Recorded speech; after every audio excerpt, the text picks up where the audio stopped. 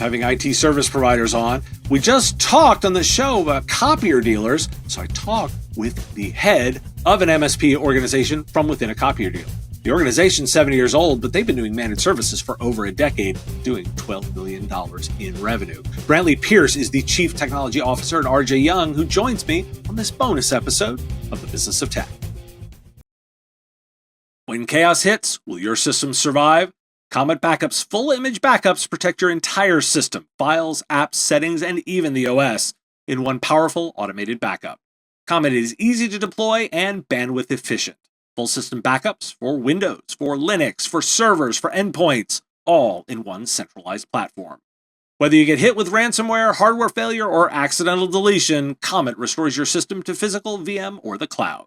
Short on time? Restore individual files or folders to access critical data within moments. Try Comet Backup today. Reliable, secure, and made to scale. Visit cometbackup.com to protect what matters most. Get $100 free credit when you sign up with the promo code MSP Radio. Comet Backup. Backup fast. Restore easy. Well, Brantley, welcome to the show. Hey, so glad to be here. Thanks for having me, Dave. Well, I'm excited to talk to you because I love talking to people that are actually practicing in the MSP space. So you're involved in the MSP group within a larger copier dealer. And so give me a little bit of a sense of the organization and what you guys do. Yeah, no, great question. So RJ Young has around 700 employees throughout the Southeast in total. The company's been around for 70 years. The MSP practice has been in place since 2012. And we have about 50 team members that make up that crew, but it's been good. It's been exciting. It's been funny seeing it grow over time. Because I think, everybody, when you're part of a bigger organization, you think there maybe are less challenges or different challenges. But what we found over the years, being in the managed services space, is we're facing the exact same challenges I think everybody else does when they hit those certain thresholds, right? The $1 million, $5 million, $10 million, a lot of the same kind of growing pains, but it's been really, really exciting. So. Now, what I really wanted to talk to you about is RJ Young really focuses on combining IT services, workflow automation, and the technology of the workplace itself. Talk to me about how you deliver that and how you bring those three disciplines together for a single outcome-driven strategy.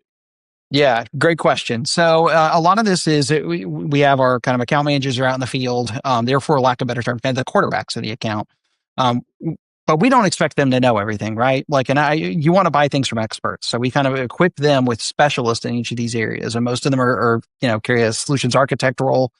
And all of that kind of falls under a bucket we refer to as our technology solutions, which I don't think is an incredibly inventive name, but it does give the clear indications like, hey, this is no longer just about imaging. It's so much more than that.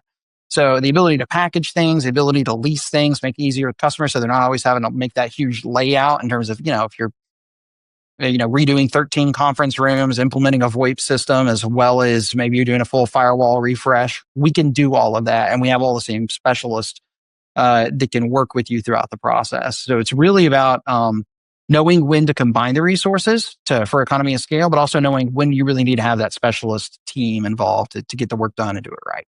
So what's the skill set of the account managers? What do they look like?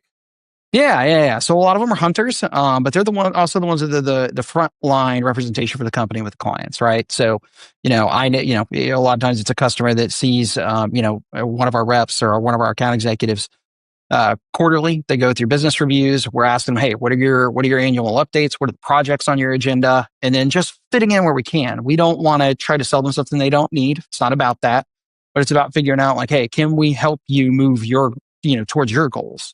So what are those? And let's talk about those over the next 12 months and where can we fit in? And, a lot of times they do have preferred providers, but like with everything that, there will be a bump in the road with the provider. And we just want to make sure that, we have a seat at the table when that conversation happens.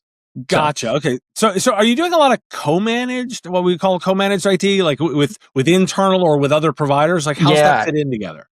No, great, good question. We, in terms, if you look at the managed service practice, I wouldn't say it's 50-50, but it's probably 30% of our accounts are co-managed. We actually prefer that work because, you've been in the MSP space.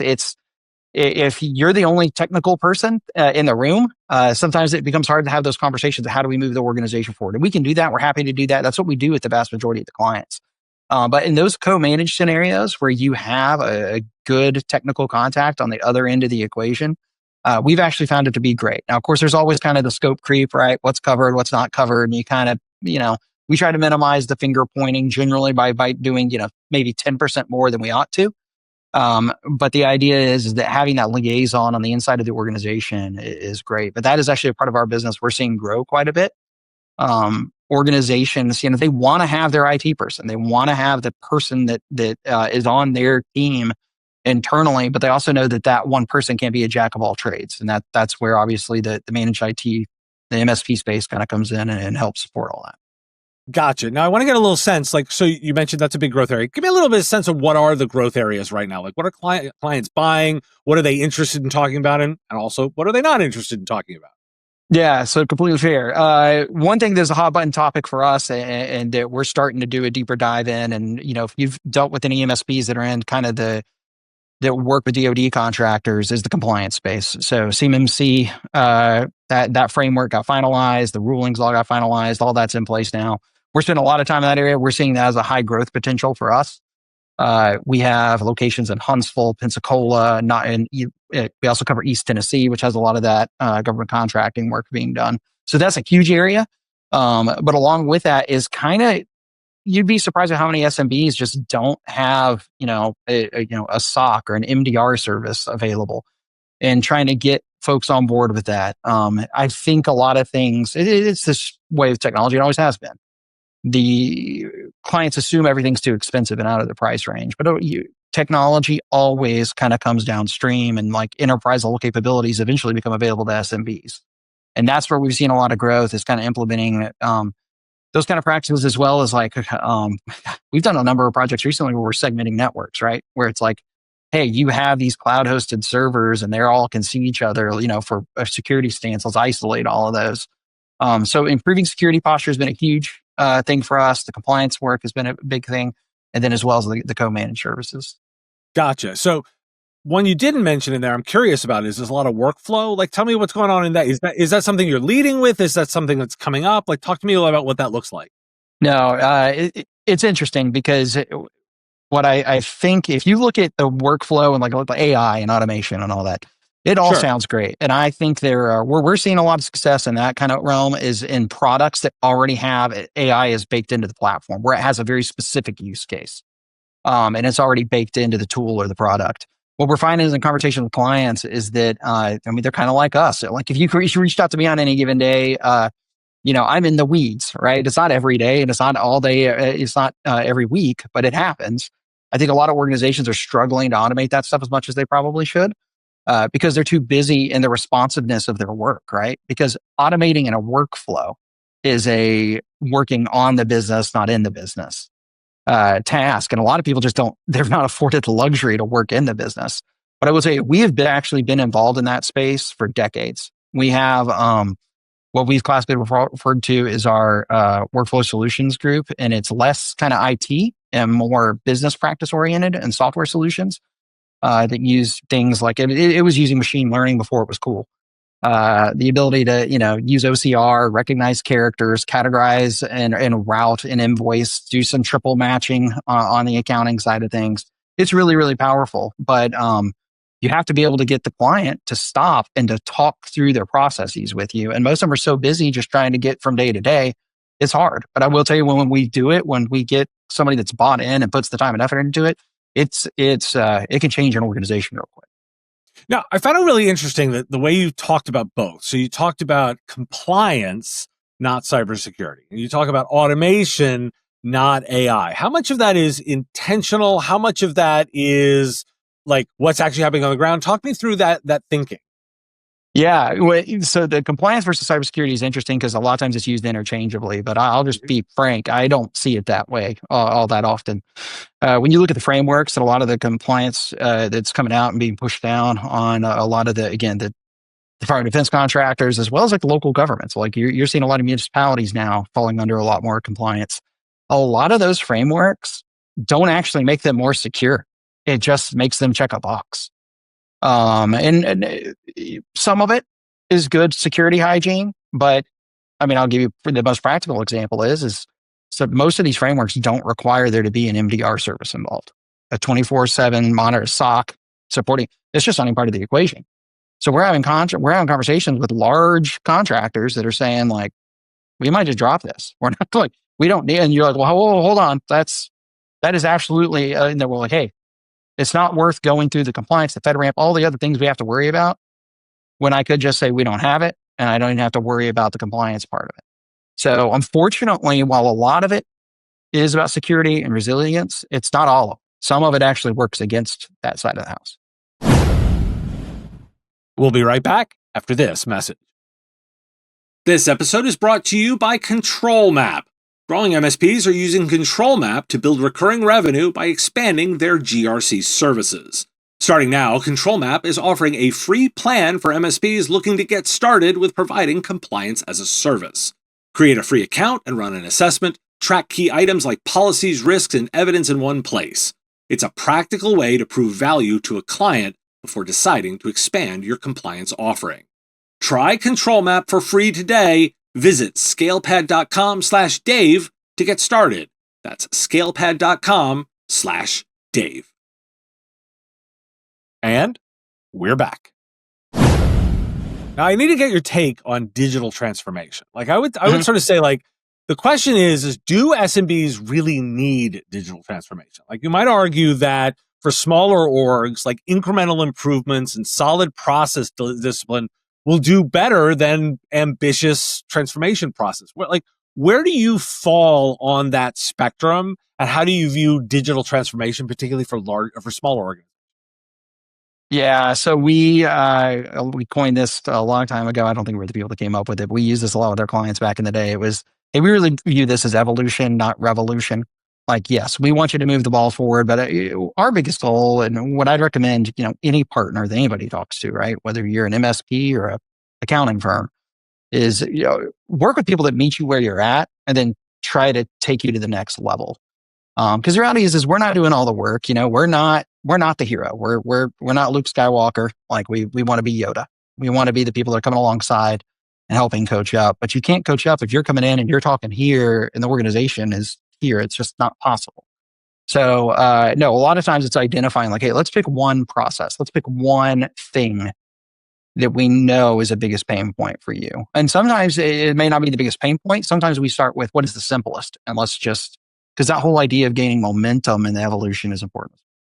Gotcha. And the other thing I'm curious about is RJ Young, like you've achieved like a lot of diverse clients, you've achieved a level of scale, but you're also in the managed services world, which is very process driven and standardized. Like talk to me how you deliver tailored outcomes while still maintaining scalability and efficiency of those processes. Yeah, so it's a great point. One thing that we do that we feel makes us a little unique is we do have assigned account managers on the managed services side of things. Their primary job is to get to know the business and understand their needs. So sometimes when somebody maybe comes on board in the MSP practice, we may not be, and I hope we're not, right? We may not be as familiar with their inner workings as we are 1 year down the line. So that's where the tailored outcomes comes in, is making sure we understand their business, make sure we understand where they're going, what they're doing, their line of business applications, how we support those, but more importantly, like where do we see the opportunity for those things to connect? Sometimes that's easy and they surface themselves. Sometimes, and it depends on the client as well. There are plenty of our partners that, they just want us to close the tickets for them. But then there's that great set that are really partners and we get to talk to and kind of map out where they're going and what they're doing. But it takes effort, right? There's no real way around it. You can't automate that. You can't really automate knowing someone's business and the processes around it.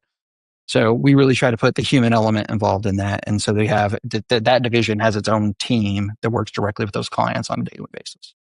Are there particular metrics or business outcomes that you measure and work with on the client, particularly those high-performing ones, the best engaged ones? How do you focus on the right business KPIs in their world? Yeah, and that's probably where we see the biggest variance. Is sometimes it's just growth. Sometimes, sometimes we enter these partnerships that people are like, "Hey, listen, I'm being honest. We're just trying to sell, and we need you to just make sure that everything's buttoned up, safe, secure." So it's really about meeting their needs, right, and not about what we're wanting out of it. And that can look wildly different across the board. Some of them it's growth. Sometimes it's scaling down a department in an efficient way. And obviously a lot of those conversations today are revolving around like our resilience, our ability to bounce back should something happen, should something go down. one thing we've had a lot of conversations with recently is the idea of, when you, on the cybersecurity side of things, there's a million tools that you can throw at this, and you can set up the network in a way that it makes it, I don't want to say impenetrable, but can make it hard, right? You can make it hard for bad guys to get in, make it hard for bad guys to traverse. One thing that just continues to come up is just the spoofed outreach and spam and things like that, like the phishing, where it's just, hey, send me gift cards, send us money, wire this money here. And that human firewall element is where we spend a lot of our time working. That's what our clients are asking for, is like, hey, how do I get my people to not immediately respond to a request from the CEO? That is we had a client on board a couple of months ago, and in that very first meeting, like, a poor intern there got a message from the CEO via text, and he immediately went out and bought thousands of dollars worth of gift cards with a company credit card and mailed it. And I think to folks like you and me and a lot of people listening to this, that feels crazy. But if you're a frontline employee in a starting job, or especially an intern, like, that is, I can see why you'd do that, right? You'd be worried about your job. So that's where a lot of the conversations we have are, and those are the kind of KPIs they're asking us to look at and measure. Whether sometimes it's financial, sometimes it's reduction of unnecessary spend and things like that. So, and then a lot of times they might have the benchmark of exiting the business. I know that's happened a few times with us. And what's been most effective in, like, addressing those? Like, is it what's the balance of technology versus process and training? Like, what's the most effective? Yeah, so it obviously depends on the situation and what the outcome they're looking for. What we find on the business side of things is they really, if it's about them growing, it's that steady check-ins, right? Where are you at? And having the boldness to have those forward conversations with them. Because if you're just talking to them just about how many tickets you close, they don't really care. And it's more about, hey, where's your business at? How can you help? Because you don't know where you can come alongside and complement their efforts unless you're having those conversations. So a lot of that's just honesty and having a little bit of boldness mixed in there. Now, when it comes to, like, the protecting against the phishing, things along those lines, it's a lot of human education, because there's no software that's really going to protect you about that. Now, there's some really cool, and we partner with a few really cool training tools. But the training doesn't do the work for you. The training just educates and gets people used to, like, hey, this is what this can look like. So it's a lot of sitting in front of their people, telling them, like, hey, you need to have out-of-band communication and out-of-band verification. If you can, if you're a smaller business and you're all in the same office, go look at the person, have that conversation with them. So again, our approach and how we respond to things kind of depends on the client. We really do lean on our account managers to help us kind of define what that process is like. So as we're wrapping up our time together, I want to get your kind of future vision of this. So there's a lot of chatter that a portion of what managed service providers do can be automated away. If you look at, like, chatbots, like, you can see that coming potentially. There's also a pushback of, oh, this human element will never go away. Where do you see the future of managed services going and the way we're doing service delivery, say, over the next 2 to 3 years? Yeah, so I think there will be a lot more automation, especially as it revolves around kind of triage and data collection. I think that stuff will become kind of second nature to whatever platform you're using, whether it's via a plugin or whatever PSA tool launches or releases it. You're seeing more and more interconnectivity between all the products, which is great and should actually help embolden that. So 2 to 3 years, I think the kind of ingesting and triaging and categorization, documentation, all that, some of the client interaction, I would like to think with the whole AI chatbots, especially like the voice, we are concerned that that's going to feel like the next, offshore call center that certain clients are just not going to want. They're not going to want that experience. And we're trying to figure out, like, how do we keep that personal and put that level of humanity in there. What I don't think will ever be replicated via LLM or whatever the case may be is going to be the idea of how these things interplay with one another. While these platforms might know it, the expertise of, like, hey, if you do this over here, this causes this problem over here. And whether we like to admit it or not, we've done a lot of work over the last couple of years trying to figure out how to use AI to, like, complement our processes. But inevitably, you will run across some old system that there aren't good APIs for. There's not a great way to get into it. And without that, the automation can only go so far. So I think what we'll see is a lot of basic tasks get repeatable, cleaned up, predictable, and more reliable. What I don't think we'll see is the level of expertise to truly troubleshoot a problem. So you talk about the co-managed approach. I actually think we'll continue to see a little bit more of that, because I think there is a chance that, it can defrag a hard drive and reboot a system or reboot a port on a thing. All of that's very, very real. However, I don't think it's ever going to be able to replace the strategic guidance of where they're going next. So I don't think that the tools are going to be able to do that anytime soon. Well, there's a vision of the future. Brantley Pearce is the Chief Technology Officer at RJ Young, where he leads strategic initiatives in managed IT services, software solutions, and workplace modernization. With more than 15 years of experience across technology and business consulting, including leadership roles at Dell, Ricoh, and other industry innovators, Brantley is recognized for aligning cutting-edge technology with real-world business needs. Brantley, if people are interested in continuing the conversation, what's the best way for them to reach out? Yeah, LinkedIn is the go-to there. So Brantley Pearce on LinkedIn. There's not a lot of us out there, so it shouldn't be hard at all. But send me a message, invite to connect. I always love kind of expanding the network. If you have questions, always happy to talk. And Dave, thank you so much for the time. This was a great conversation. I appreciate it. Oh, thanks so much for joining me today. Good deal. Thanks a lot. Want more from the Business of Tech? Join Business of Tech Plus for ad-free episodes, early interviews, extended cuts, subscriber-only shows, and exclusive member perks and analysis. Sign up at businessof.tech/plus. And follow this show in your podcast app, and if you're on YouTube, hit subscribe and the bell so you never miss a story. Reviews and comments help spread the word too. Interested in advertising? Head to mspradio.com/engage. The Business of Tech is written and produced by me, Dave Sobel, under ethics guidelines posted at businessof.tech. Thanks for listening. I'll see you on the next episode.